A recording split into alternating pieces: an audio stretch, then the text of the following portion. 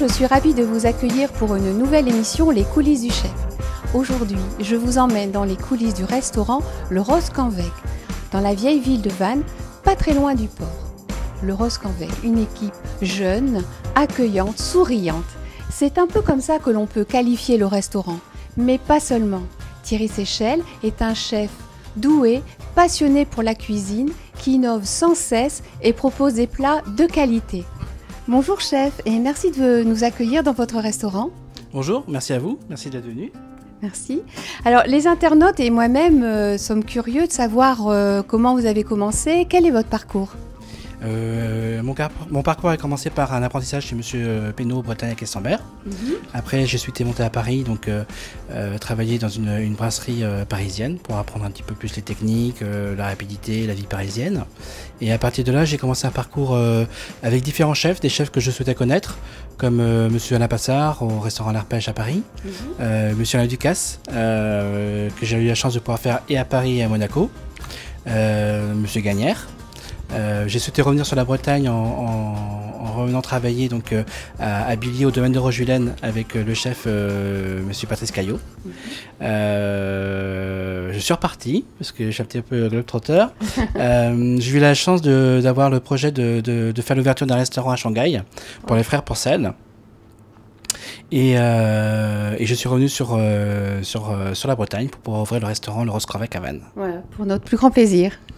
Oui, et puis pour nous aussi, parce que c'était un projet qu'on souhaitait mettre en place avec Sarah et moi pour nous, pour faire profiter un petit peu de la clientèle de notre savoir-faire, et puis aussi de s'exprimer de tout ce parcours qu'on a pu avoir dans nos différentes maisons.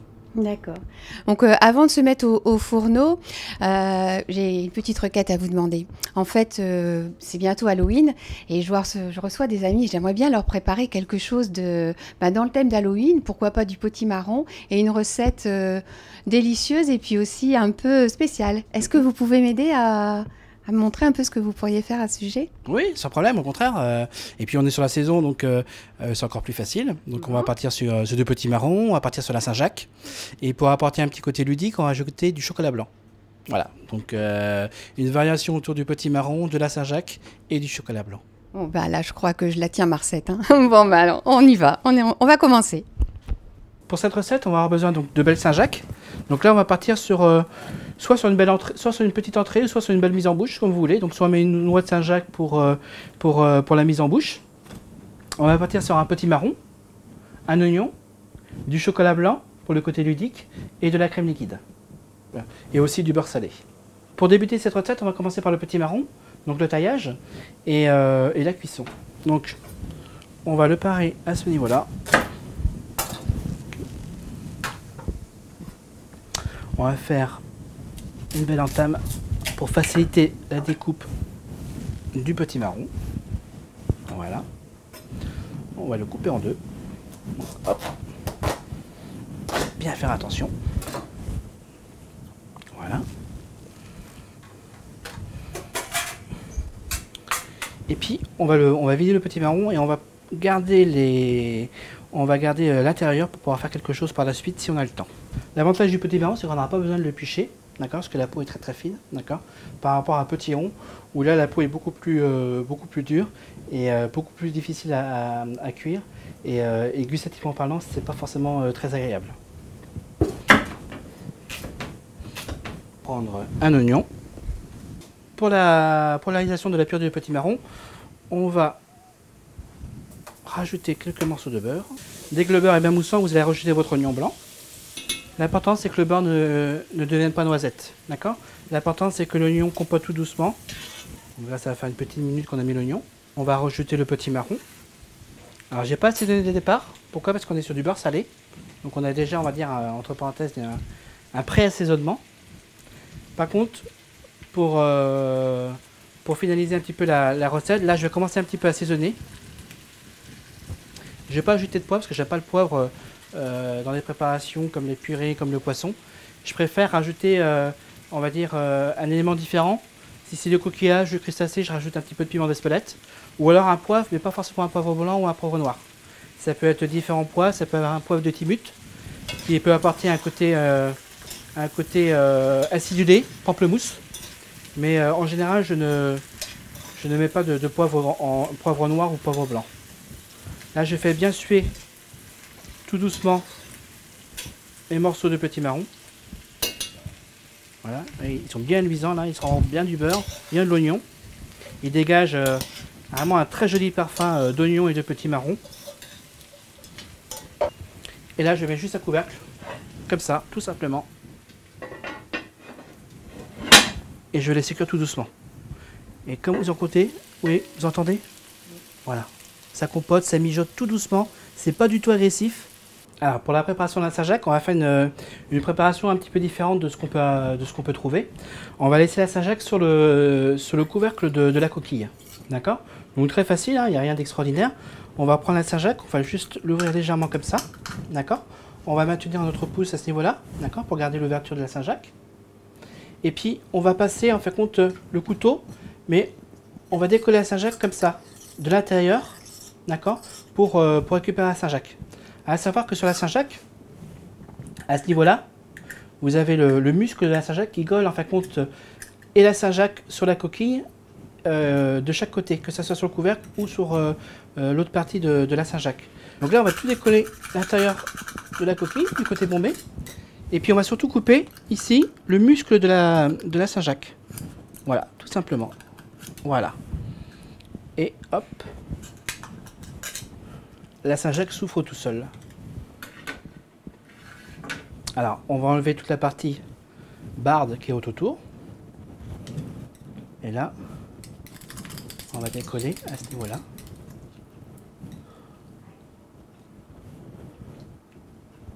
Alors, juste à tirer bien comme il faut là.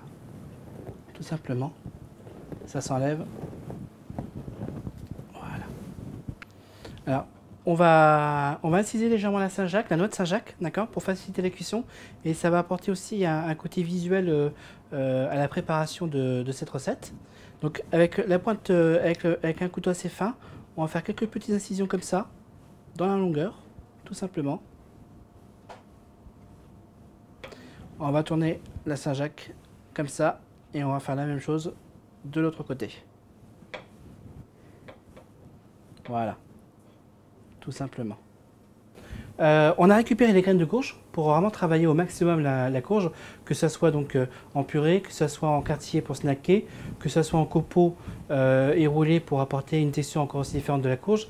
Et pour aller encore au plus profond de notre produit, on a récupéré les graines de courge et on va les faire torréfier avec un petit peu de beurre, d'accord, pour apporter un côté croustillant, torréfié de la graine de courge, pour pouvoir la manger par la suite avec le plat. Donc là, on a les graines de courge. On rajoute 2 noisettes de beurre. On rajoute tout simplement les graines de courge dans la casserole, comme ça.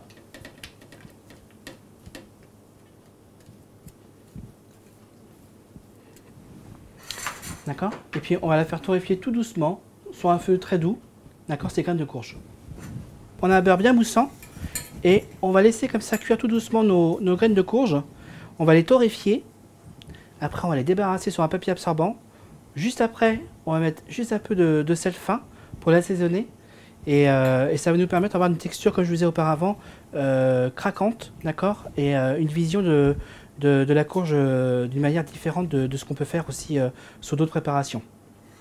On va disposer les graines de petits marrons sur un papier absorbant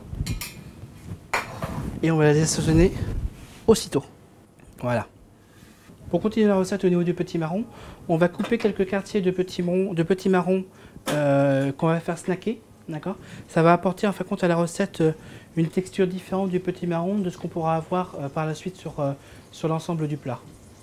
Donc vous prenez un demi petit marron tout simplement et vous coupez des quartiers tout doucement, comme ça, de petits ronds, d'accord. Là ce qu'on fera, ce sera un quartier pour 2 personnes, d'accord, pour une noix de Saint-Jacques. Pour la cuisson des quartiers de petits marrons, là on va le cuire directement à la plancha, d'accord. Si vous n'avez pas de plancha, bien sûr, vous pouvez le faire directement à la poêle, d'accord, ou dans une casserole, sans souci. Je mets un petit peu d'huile d'olive et je roule mon quartier de petits marrons comme ça et je vais le cuire tout doucement au coin de la plaque ou tout doucement sur un feu très doux dans une poêle, d'accord, pour qu'il colore tout doucement, que la chaleur monte tout doucement au niveau du quartier du petit marron. Alors au bout de 2-3 minutes, je vais retourner le quartier comme ça. Voilà. Donc là, il a pris une belle coloration. Je vais juste appuyer légèrement pour que la coloration de l'autre face soit uniforme.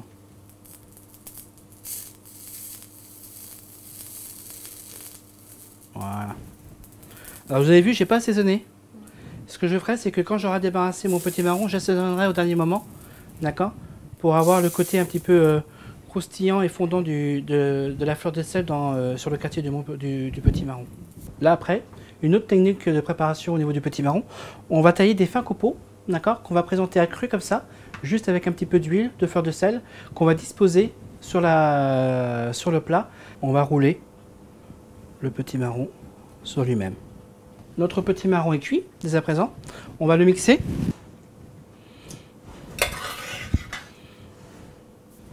On va rajouter un petit peu de crème, le chocolat blanc.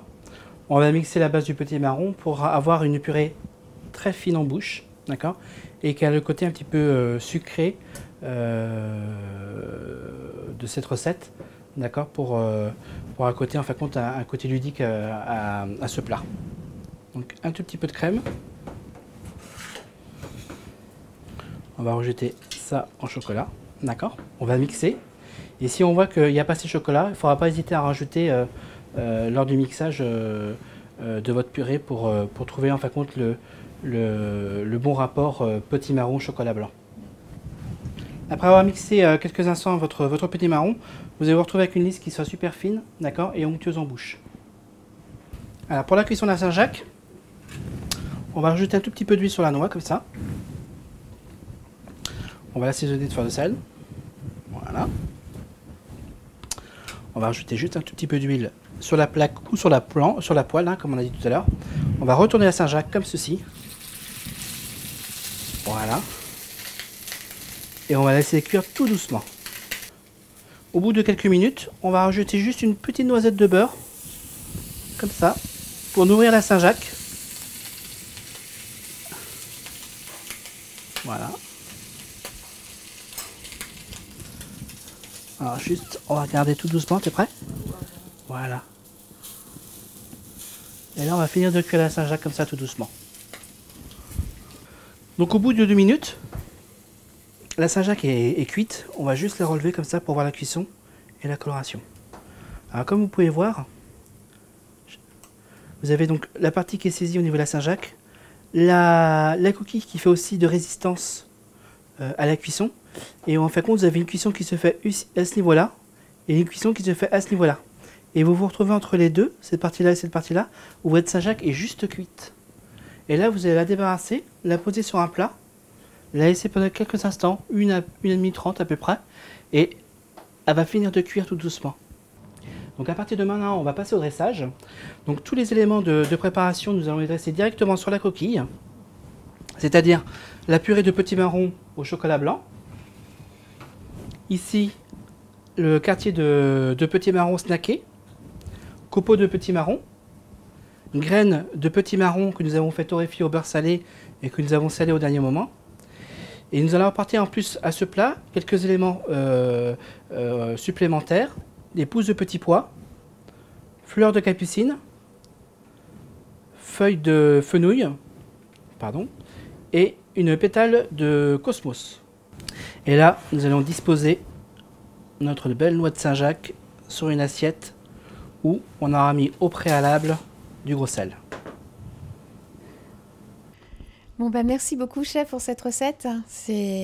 Alors là vraiment ça va en jeter là quand je vais recevoir mes amis, quand ils vont voir ça, je pense qu'ils vont pas en revenir. C'est une belle recette pour Halloween. On sent bien le goût de chocolat mais pas trop, subtilement. Il y a beaucoup de textures différentes. Visuellement c'est magnifique. Donc Paris gagné. Hein. Merci beaucoup. Merci à vous et puis j'espère que pour les téléspectateurs, ça sera une recette aussi facile à faire que nous l'avons réalisée. Je pense, oui. Écoutez, N'hésitez pas, j'espère que cette émission vous aura donné envie de refaire la recette, mais également de venir ici. Vous serez très bien accueillis et vous pourrez goûter à la cuisine de Thierry Séchel, qui est vraiment une cuisine délicate, raffinée, que je vous conseille. Le Roscoe à consommer sans modération. Mais écoutez, je vous dis à une prochaine émission pour les coulisses du chef. Bye bye. Au revoir.